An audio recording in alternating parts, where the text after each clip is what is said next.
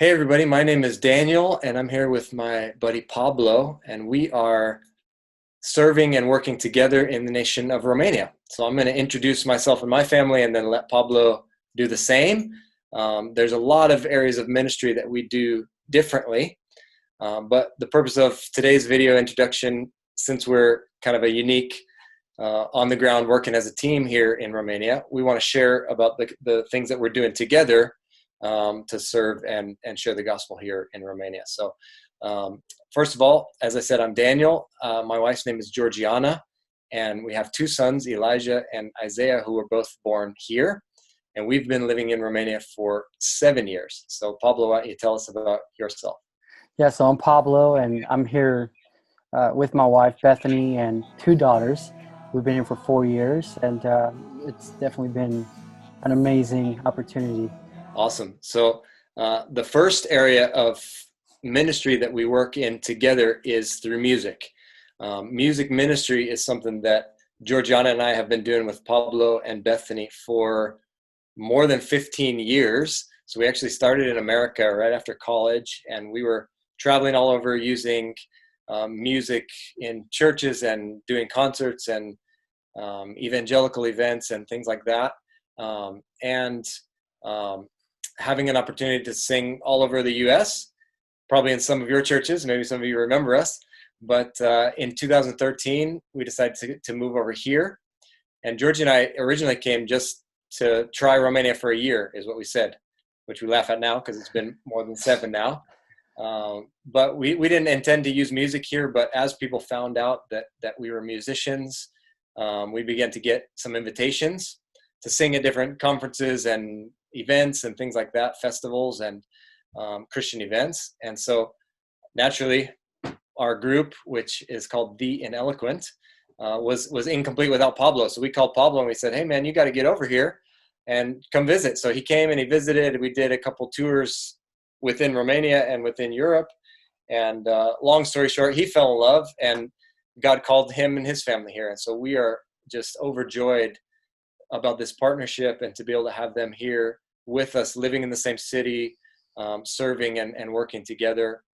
So we really, really believe in the power of music, and just the ability that we have through music to be able to share truth, to be able to share encouragement, and to be able to share the message of the gospel. And so really, really briefly, and we can certainly answer more questions about this later, but the way that we use music here in Romania, which hopefully is an encouragement for any of you in any culture, because music really is a wide open door in a lot of cultures. But the way that we use music, first of all, is in churches.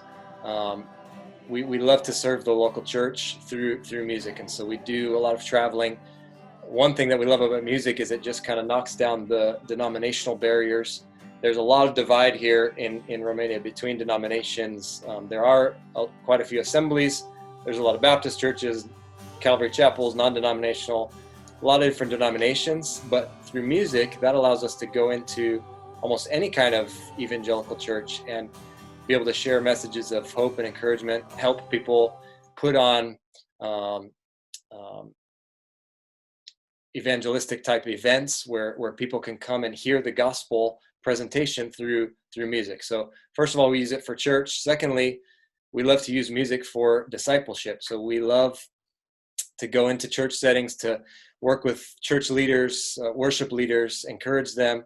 We have a huge passion for meeting with Romanian singers and songwriters to encourage them to write original Romanian music. That's something that we just love to see. And then the third thing is just using it for evangelism. So using music as a tool to go out. We go into the city, we go into cafes or bars or anywhere where they'll let us sing and just begin singing. And just the fact that we're singing in English is a wide open door for us, because people come and they're like, wow, man, you guys sing in English without an accent. It's so good. And we were like, we cheat because we're American, but it's an automatic open door. And we've seen Bible studies started. We've seen people coming to church. We've seen people coming to Jesus through just going out into the community and using music as a bridge to open up relationship. And so we are hugely passionate about music, and we can definitely answer more questions about that. And I'm going to let Pablo share about the second area of ministry that we're partnering in over here.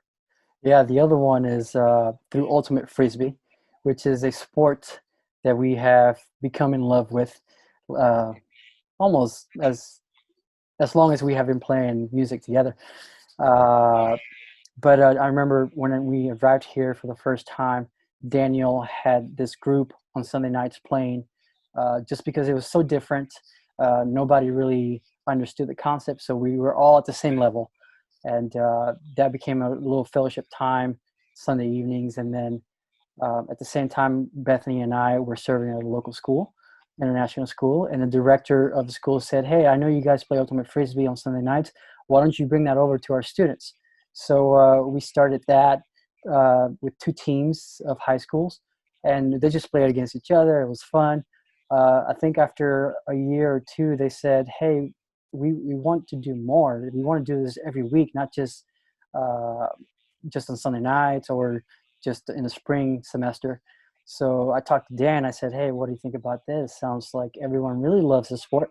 So we started it, and sure enough, well, we started with about 30 people. It turned into almost 130 different kinds of people participating weekly, at least before the pandemic. It's been an opportunity to be able to, I say, indirectly share the gospel because